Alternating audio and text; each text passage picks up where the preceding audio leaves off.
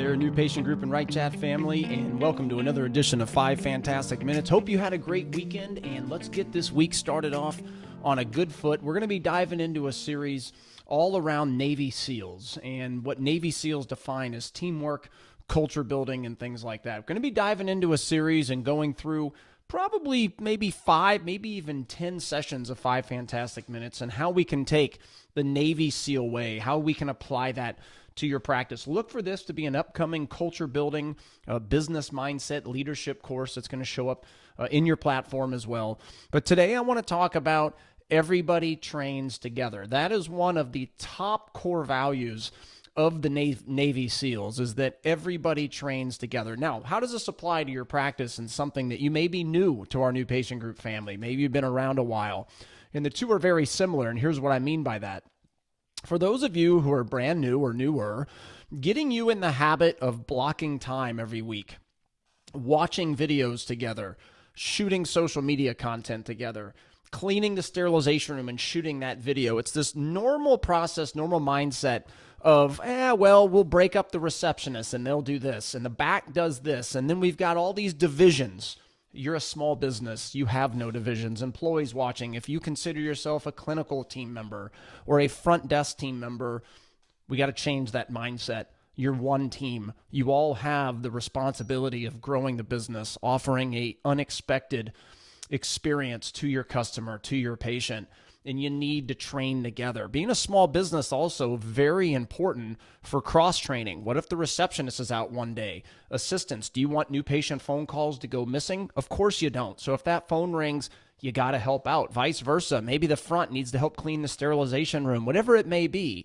The reality of the situation is doing it together will always create a better culture. And if you're newer, that's a hard habit to get into. Now, if you've been with us a while, this is what happens, and you can relate.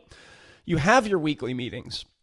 Sometimes you start off doing it together, and then slowly but surely over time that fades. You find yourself, maybe you don't have a weekly meeting this week. And you know what? Employees watching, you're probably not going to knock on the doctor's shoulders and say, hey, we missed it. Let's do it again. Doctors, leadership team members, this is going to rest on your shoulders to keep these weekly meetings going.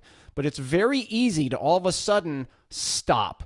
Stop watching the phone course, the new patient experience course. It's easy to stop doing things together, but you can't.